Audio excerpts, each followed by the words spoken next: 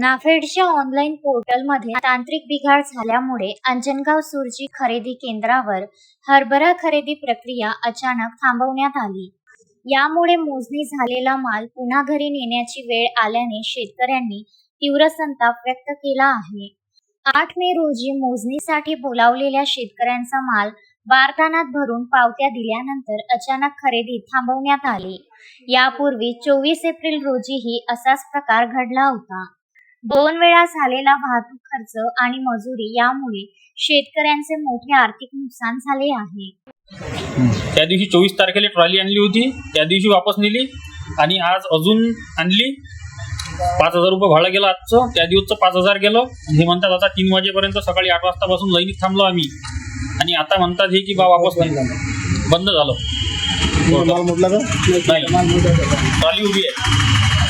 साठी फोन आलता काल आणि सकाळी 5 वाजता उठून आम्ही 7 वाजता पोहोचलो।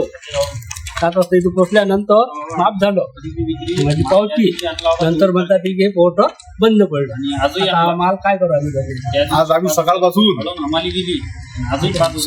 आणि उपाशी तापाची तर पडे बसेल लावा तरी ते कोणी याची दखल घेत नाही आहे। हे साहेब जे म्हणतात खरेदी विक्रीचे साहेब म्हणतात की हे पोर्टल बंद पडलं, त्या काळात तुमचा माल आम्ही वापस घेऊन जातो तुम्ही घरी। आम्ही काय करत आम्ही ट्रॅक्टर वापस पाठवला, यांना पैसे दिले, सर्व आम्ही रितसर काम होईल आमचं।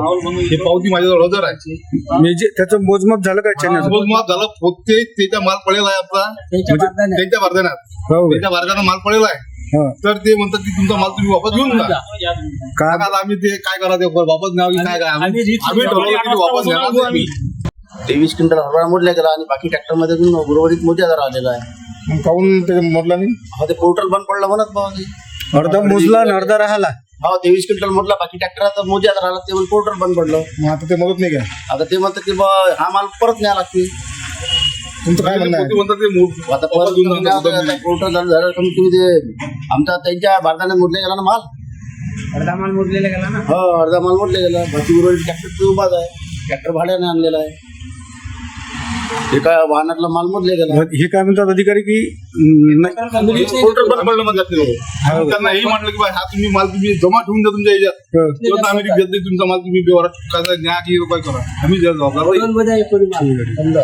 त्यांच्या बारदाण्यात मोडला गेला माल, आमच्या बारदाण्यात मोडला गेला हरभरा। आणि ते भरून नाही म्हणतात ना तुमच्या गाडीला हे लागत का आधी? आम्हाला लागते त्याले 5000 रुपये खर्च लागते त्याले, कसं आहे का ते? नंतर भाडं आहे। मग खासदार बळवंत वानखडे यांनी जिल्हाधिकारी आणि नाफेडच्या अधिकाऱ्यांशी चर्चा केली असता पोर्टल केंद्र सरकारच्या अखत्यारीत असल्याने त्यावर नियंत्रण नसल्याचे उत्तर अधिकाऱ्यांकडून देण्यात आले। या गोंधळामुळे त्रस्त झालेल्या शेतकऱ्यांनी आता नुकसानीची भरपाई देण्याची मागणी केली आहे। तो नाफेडचा 10 दिवस लेट झाला चालेल, पण बोलवू नका। एक शेतकरी 5-5 हजार रुपये खर्च करून आणि पहिले शेतकरी पूर्ण जंगली प्राण्यांच्या मेटाकुटीस आला पहिले त्याचे हालाचे बेल। तुम्ही शेतकरी आहे, आपण शेतकरी, तर आम्ही शेतकऱ्याचे एक आहे आणि तुमचा उद्देश नाही शेतकऱ्याला त्रास झाला पाहिजे किंवा झाला पाहिजे, आम्ही काय सांगू शकतो? हे योग्य नाही, जो सरकारचा हे आहे ते योग्य नाही आहे। ठीक आहे सर, आपण पूर्ण हे काय सर आपलं पद नाव काय? पद काय पूर्ण? रवींद्र वानखडे, विदर्भ न्यूज, अंजनगाव सुरजी।